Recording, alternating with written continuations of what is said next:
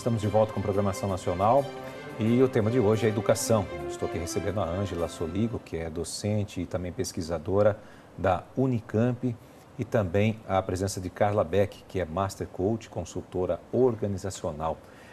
Eu gostaria de fazer uma pergunta para vocês, é a seguinte: a gente viu naquele VT, né, até no segundo bloco, e se fala bastante ali que quanto maior a escolaridade, maior a idade, desculpe, né, menor é a escolaridade. Então, a gente está vendo um reflexo que, a partir dos 15 anos, os alunos estão sumindo da escola, não estão se matriculando, né? Para o futuro de uma nação, isso é gravíssimo, porque a gente vai ter um problema de déficit educacional sério, né, para frente de uma geração toda.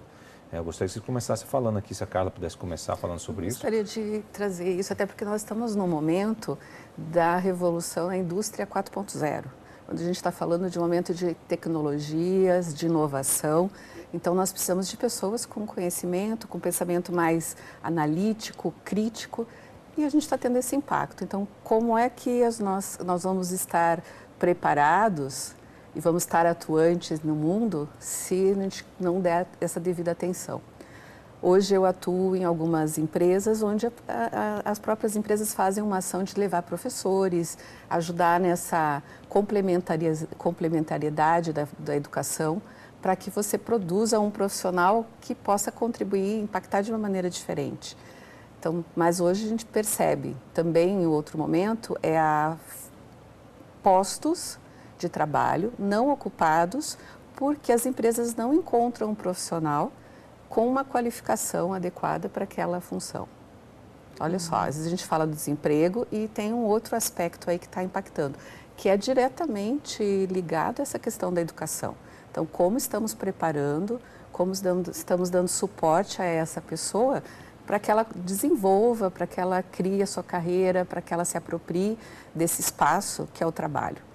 O trabalho, né, enquanto a gente se identifica, enquanto nossa identidade. Sim. Isso. Veja, quando a Carla diz que as empresas estão tapando os buracos, né? Os buracos. Daquilo que os jovens não receberam, isso é uma forma de terceirizar uma função que é a função do Estado, que é garantir a educação em toda a etapa da educação básica, né? Então, quando você enfraquece o ensino médio, você está jogando para fora a sua obrigação como gestor público, né? E por que as pessoas não estão na escola, né? Isso é uma coisa também. Por que os jovens não estão na escola? Um dos fatores são as próprias condições de vida, que tiram muitos jovens da escola porque eles precisam trabalhar para ajudar no sustento da sua família. Então, de novo, é o Estado não garantindo as condições mínimas de vida. Tem um outro fator que é o próprio desinteresse pelo modo como se organiza o ensino médio, né? Então, os estudiosos do ensino médio têm mostrado isso, né? A estrutura precisa melhorar, a forma de organização precisa melhorar.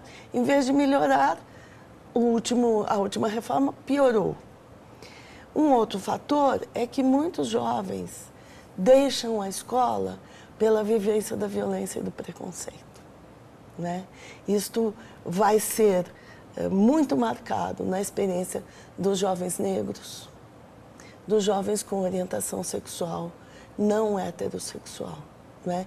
Então, a vivência da violência expulsa esses jovens da escola. Então, a gente precisa pensar que, ao fazer isto, nós estamos tirando desses jovens as chances de trabalho. Teu futuro. Né? As chances de futuro, né? Infelizmente, o Brasil está matando o futuro da sua juventude. E depois vai reclamar da violência. E a gente tem que afirmar que o futuro nosso é através da educação, né? Isso. A gente não tem como negar isso de forma alguma. A gente tem que... Se você pensar, a gente está comentando assim, essa participação das pessoas nos lugares de discussão. Se a gente não investe na educação, se ela não se sente apta para participar, como ela vai ocupar esse espaço? Então ela se isenta, né? Ela se cala. Isso. E a gente calando o jovem, calando esse homem, essa mulher que está lá para poder participar, como fica o futuro do nosso país? Como a gente consegue fazer alguma modificação, uma mudança que a gente está precisando tanto aí? Sem dúvida. Como seria isso? Bom, gente, a gente está chegando ao final do programa. Eu gostaria só de agradecer as duas, a participação de ambas. E eu gostaria de deixar aqui a mensagem da Ângela e da Carla para nós, para encerrar o programa. Então, a minha mensagem é a seguinte: a educação é nosso patrimônio, é um dos nossos maiores bens. Esse patrimônio é da nação, é de cada brasileira e cada brasileiro. Nós precisamos cuidar dela. Nós não podemos permitir que se roube o futuro da nossa nação, roubando a nossa educação, de forma que ela se realize de forma plena, que ela se realize de forma democrática. Lembremos de valorizar aqueles que respeitam e valorizam as nossas crianças, os nossos jovens, as nossas mulheres, os nossos povos negros e indígenas, que valorizam a nossa educação. Carla? Fiquei pensando, assim, te ouvindo, né? Eu gostaria de fazer um pedido, né? Para que você que está nos assistindo possa realmente estar mais atuante, se responsabilizar, né? Participar realmente dessas discussões para que a nossa educação possa ter um movimento diferente, para que a gente possa contribuir para esse futuro.